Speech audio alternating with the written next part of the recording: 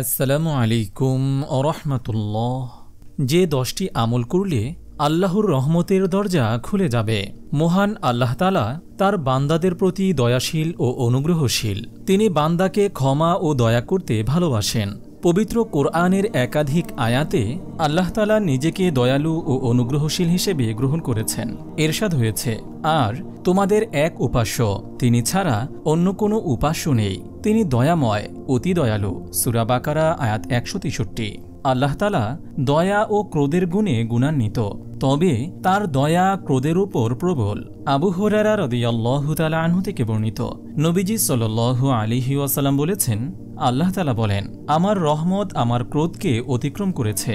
সহিহ মুসলিম হাদিস নম্বর 2751।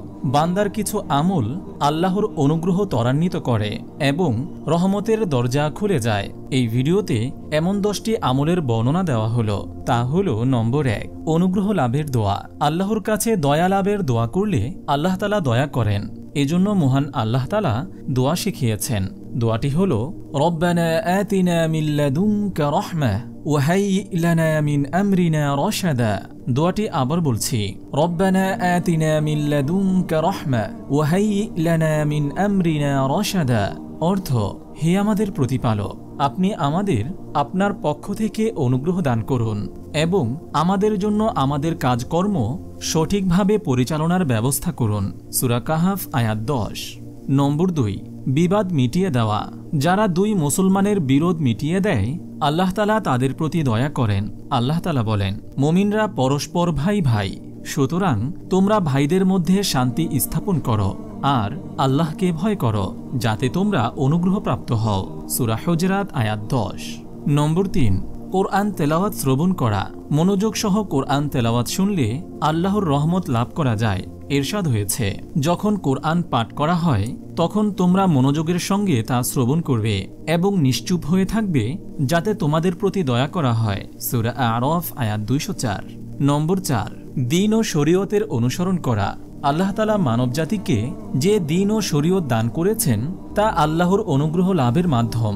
মহান আল্লাহ তাআলা বলেন, এই কিতাব আমি অবতীর্ণ করেছি যা কল্যাণময়, সুতরাং তার অনুসরণ করো এবং সাবধান হও, তাহলে তোমাদের প্রতি দয়া প্রদর্শন করা হবে।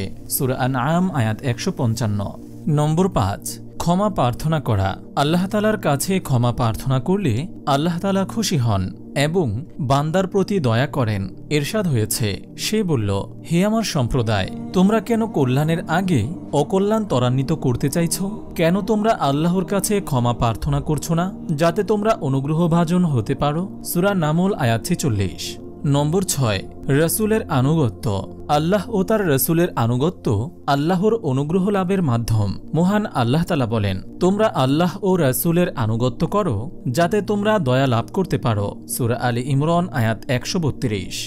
নম্বর 7, আল্লাহর রাস্তায় আত্মত্যাগ। ঈমানের সঙ্গে যারা আল্লাহর রাস্তায় ত্যাগ স্বীকার করে আল্লাহ তাআলা তাদের প্রতি অনুগ্রহ করেন, বিশেষত যারা আল্লাহর সন্তুষ্টির জন্য দেশ ত্যাগ করে এবং সংগ্রাম করে। ইরশাদ হয়েছে, যারা ঈমান আনে এবং যারা হিজরত করে ও যারা সংগ্রাম করে আল্লাহর পথে, তারাই আল্লাহর অনুগ্রহ প্রত্যাশা করে। আল্লাহ তাআলা ক্ষমাপরায়ণ পরম দয়ালু। সূরা বাকারা আয়াত 218। নম্বর 8, নামাজ পড়া ও যাকাত দেওয়া।